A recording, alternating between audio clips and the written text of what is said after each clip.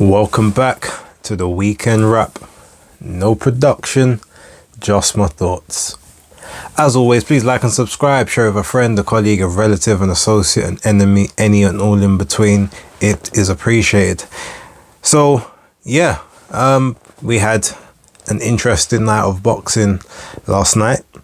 It wasn't, like one of the glamour weeks, quote unquote, but there were some interesting and some insightful bouts that did take place. So I'm going to talk about a couple of them right now and sort of just give my overall thoughts on sort of the weekend as a whole, and we can keep it moving for next week's content. So let's start off with the Matchroom card.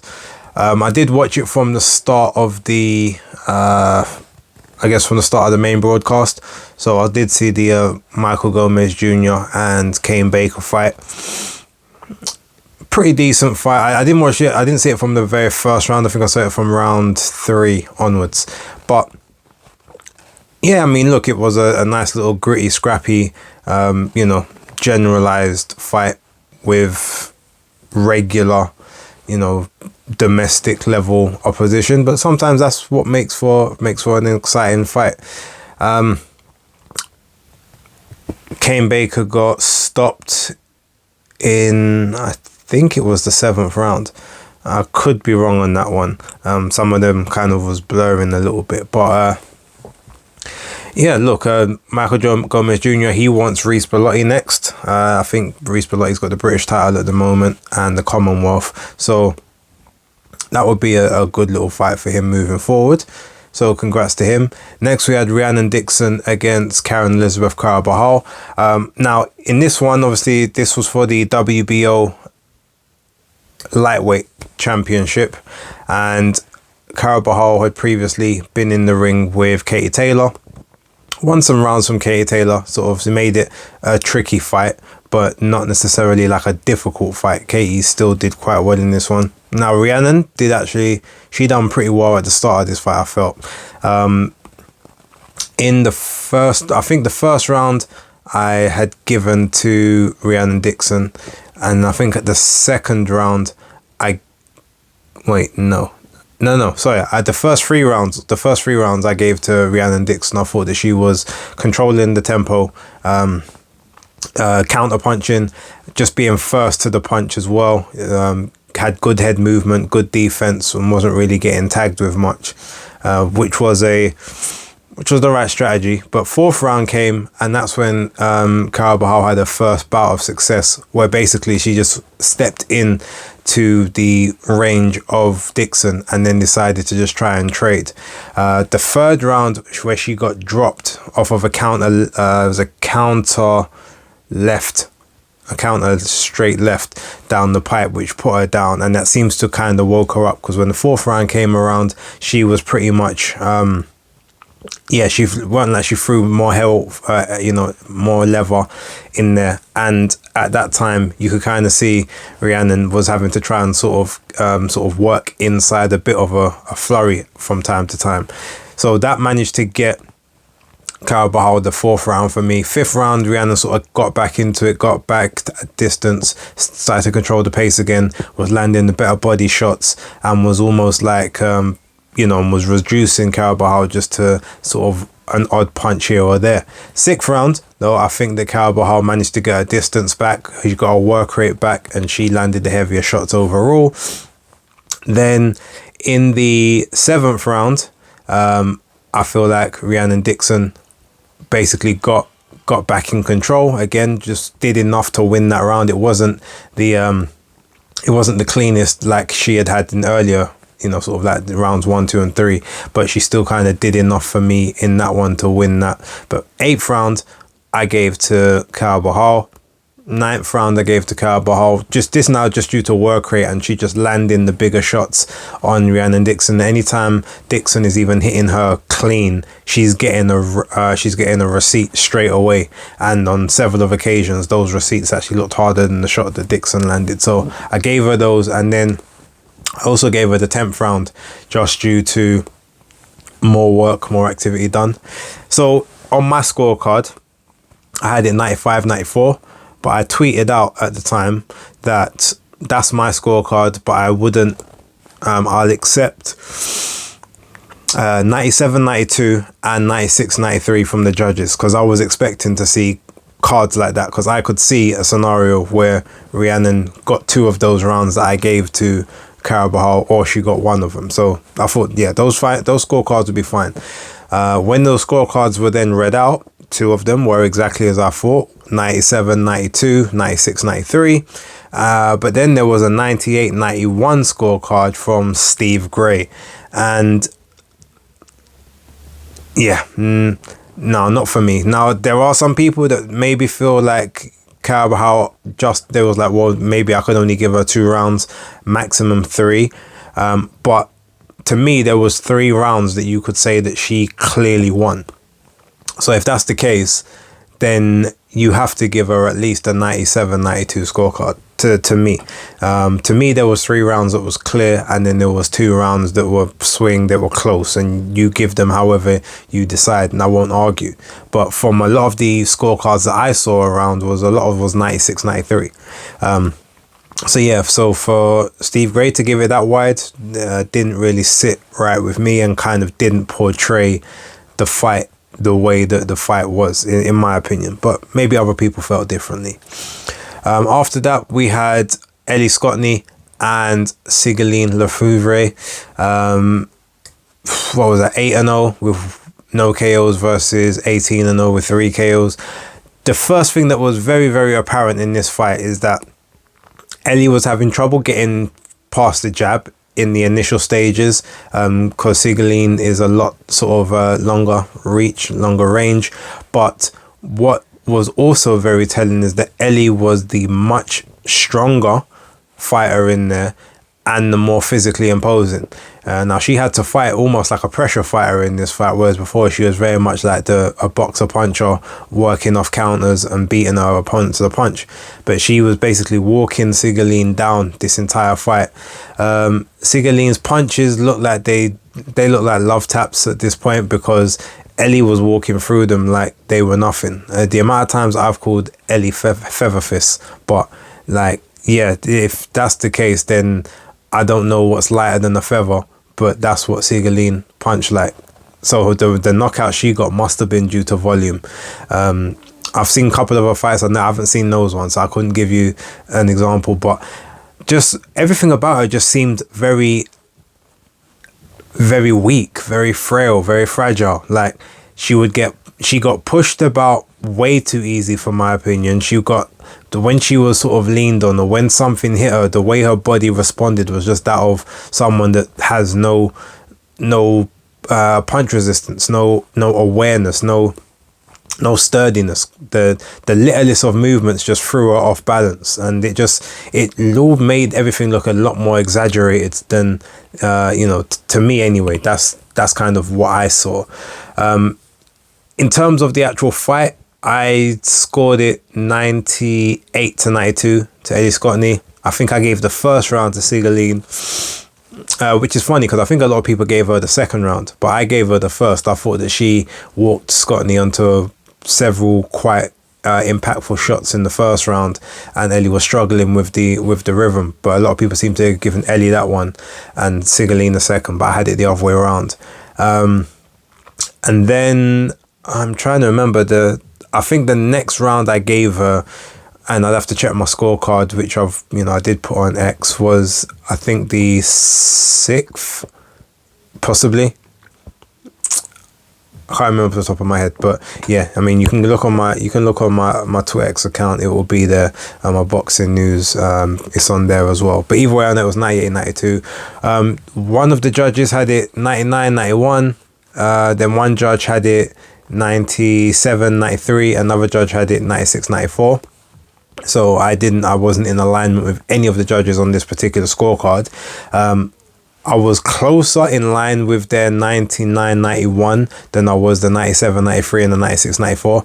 To me, there is just no 4 rounds that you could give to Lefevre, unfortunately. 3 rounds, even that, I struggled. I mean, I feel like I was being overly generous to her when I gave her the 2. Maybe there was a close round in there where you could say possibly that she just nicked it. But on the first watch, I only saw that one. So that being said, I won't argue too much with 97, 93 because it's one round different from what I had it. 99, 91 again, it's one round from what I had. It's a bit bad, but I'll take it, fine. But yeah, that's kind of my thoughts on that card. Ellie is now obviously Ring Magazine and Unified Champion at Super Bantamweight. Next is Erica Cruz and Yamileth Mercado, so hopefully she can unify again with one of those, and more than likely it would end up being Erica Cruz if she gets past Nasarina Romero in her next fight, which is her mandatory. It appears as if Yamileth Mercado is trying to avoid any and all fights at this point, but that's another story for another time. I also think Ramla Ali may have something to say about where the rest of those belts end up too, but be interesting. We'll wait and see for more news on that. Now, they had a little swing bout that took place, little 4-rounder. Not going to worry about that. Moving into the main event, had Jordan Gill versus Zelfa Barrett. Now, funny enough, I predicted that this fight ends in the 10th round, but I did predict that it would be Jordan Gill beating Zelfa Barrett, purely because I felt that Zelfa had been at 130 for too long. I feel, you can kind of tell he slows down quite a bit from time to time, and if you've got someone that's pressuring him, he does come apart at moments in fights, especially sort of after normally doing great work with the first 4 to 5 rounds. And there was playing out kind of as I had predicted for, I gave him the first 4 rounds on my card. I know some people had it a bit more even, but I felt, he was moving around the ring, not necessarily getting hit. He was tucking up quite well, and any significant shots he was landing. So I gave him the first 4, but then the 5th round, 6th, 7th, 8th, and the 9th I all gave to Jordan Gill. The 9th was the closest one, whereby it could have, to me, gone either way. But yeah, I had it 4-4 after 8 rounds. Gave the 8th one to Gill, and at that point I felt, okay, this is sort of where things are gonna look like they're gonna tail off, because in the 9th round, even though I gave it to Gill, it was close to getting to Barrett because he actually started to hold his feet. And when he was holding his feet in that particular round, he was exchanging. He was landing some good shots. He was getting caught more of a couple, but I thought, okay, this is the moment where he slows down, and because he's gonna slow down, he's gonna be open for those counters. In the 10th round, he held his feet again, but this time he started going back to the body, going back to the sides. Caught Jordan Gill with a beautiful left hook to the body, which he had that delayed response where you saw the grimace on his face. He went down onto all 4s, and you weren't even sure if he was going to get up, but he did. He managed to get up, said to the referee it was okay, managed to survive another minute and a half, even exchanging, and was winning a lot of the exchanges with Zelfa Barrett until I think it was about 40 seconds before the end of the round. He gets hit with a big shot just above the solar plexus in the chest, and yeah, that took him down again, hurt him, but he still managed to get up again from that one. He got back up, he rode one shot, missed one shot, and he rode the second one, even though it was a much harder shot. But as he had his back half turned to the action, obviously he hadn't exchanged, he hadn't responded to the exchange. The referee jumped in and called it. No argument with the stoppage. I mean, at that particular time, you still could have allowed it to go on another 1 or 2 punches just to make sure that he wasn't able to sort of get back, because in the moment where it was actually stopped, there was, he still seemed fairly lucid, and it wasn't like he had just been taking beating after beating. He'd been down twice, but it was a competitive back and forth. Both guys had landed big shots on each other throughout. So you could have maybe allowed it to carry on, but no real issues with it being stopped either at that moment. So congrats to Zelfa Barrett. I mean, maybe 130 is still okay for him to make. Maybe there is no reason for him to move up, but he did look a little bit. I didn't like how I saw him looking on the scales, to be honest. And even in this fight, he controlled a lot of it in the early parts, but he lost a lot of rounds due to maybe he was setting things up, but you can't always guarantee that you're going to get that knockout. So there are other times when setting things up the way he was, potentially could have cost him a fight, especially if it goes the distance. Although you wouldn't know that by looking at the scorecards. Now, there was two scorecards. It was 86-85, or 85-86, sorry, to Zelfa Barrett, which you can maybe understand because, like I said, that ninth round was close. I could potentially see that. But then we had Steve Gray again with a scorecard of 88-84, which essentially means that he gave Jordan Gill 3 rounds and gave Zelfa Barrett the other 6. I think that's how it works out score-wise. Looking at it, I can't see where that works out. If I'm totally no, so it would have been 7 rounds to 2. I think actually, yeah, I can't really work out how you get to that. How you get to that scorecard, that you only give Gill 2 rounds. Again, it seems like another bad day at the office for Steve Gray, but I'm not really going to dwell too much on it. It was what it was. The right person got the victory in the end, and regardless of the scorecards, it was taken out of their hands, so it didn't really matter. But yeah, hope Jordan Gill does stick around for maybe 1 or 2 more at least, because there are some guys, maybe the level just below Zelfa Barrett, that he can still, put a beating on, and he can still, work for that European title, which I think would be a good accolade for him at 130. Moving over real quick to the top rank card now, we had F.A. Ajagba versus Guido Vianello. I was wrong in this one in the sense that I thought that Ajagba would win this fight much easier, and I did go for a stoppage around about, I think, round 6 or round 7. But the movement of Vianello in those early rounds was really sort of troubling Ajagba, especially in round 3, I believe it was, when he actually got hit with a big shot over the top, when he was backing out from the pocket against Vianello. Hit on the chin, really big shot, then got hit with several other big shots in the flurry, tried to tuck up, and then Guido basically made some mad mistake where he lunged into Ajagba and pushed him with both hands, almost like he was trying to clothesline him over the top of the rope, and that particular motion obviously lifted Ajagba off his feet on the ropes, but then it caused the referee to jump in and break the action, and at that point he had kind of lost his moment in the fight. It was either the second or the third round that took place, but then after that Ajagba pretty much did a lot of the better work in terms of sticking behind the jab, sometimes landing the backhand as well, and it just became a bit of a seesaw fight back and forth. Ajagba definitely was starting to steamroll and gain momentum in the fight up until sort of about round 8, round 9, whereby Vianello sort of bit down on the gum shield and became a bit more scrappy and was able to sort of nullify some of Ajagba's work. And then it ended up being a split decision, 96-94 twice to Ajagba, and then 94-96 once to Guido Vianello. So I did get the right person right, but I just felt that it would be that it would have been a bit more clinical. But it was a fun fight. It was probably one of the more fun fights of the night. Unfortunately, the main event wasn't. Jared Anderson against Riyad Murphy was a disaster of a fight. It was 10 rounds. Basically 2 of the judges gave everything to Anderson, and then 1 judge gave it 99-91. I'm going to assume it was the 10th round that they gave to Murphy, because he did land some pretty big shots on the Jagba in that 10th round. What I will say is they tried to make a lot about Riyad Murphy basically just coming to survive, not looking to engage, not looking to win the fight, and try to act like it was all his fault. No, while he didn't, basically he wasn't the most exciting and economic. I've seen enough of his fights to know that's how he fights. He wants you to kind of get frustrated. He wants you to open yourself up, and then eventually he tries to explode and land sort of a big shot that changes the tide of the fight, and then he sort of comes on from there. That's just the type of guy he is.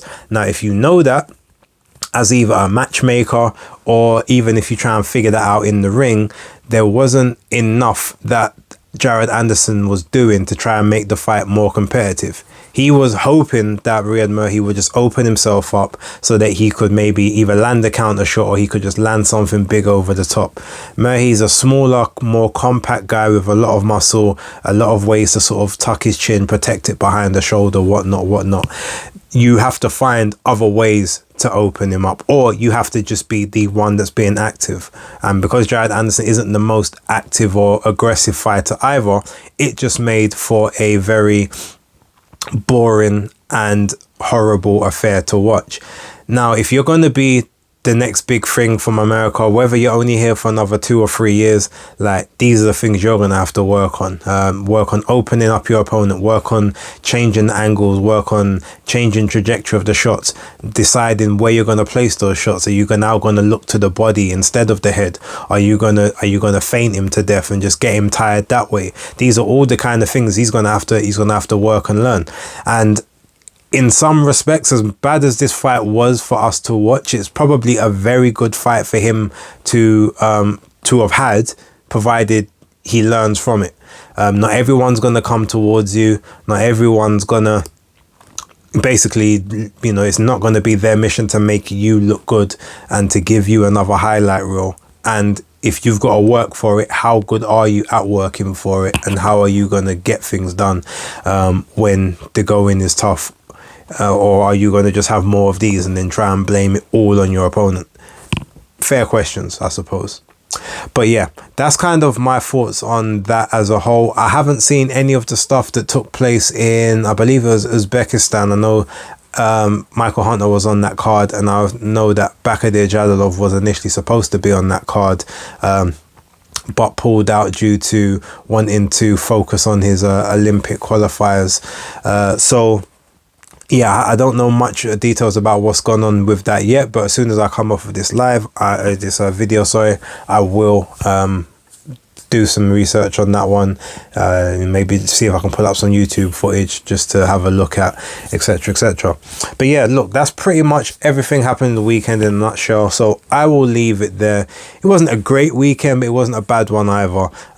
We've got obviously Devin Haney and Ryan Garcia next week to look forward to, so hopefully that presents itself a bit better, although as it's a pay-per-view, unless I've got another means of watching it, I won't be buying it for a pay-per-view purpose, especially not here in the UK at 4 o'clock in the morning. But yeah, I will leave it there. I'm going to be at the Matchroom 5v5 plus Better Be Bivol press conference tomorrow, so I will try and get you guys some footage to put up on the channel between Monday, Tuesday and Wednesday. But yeah, I'll let you know a bit more about that later on in the week. But for now, thank you very much. It's the weekend wrapped up, and I will catch you on the next one. Don't forget to like, subscribe and share. Peace.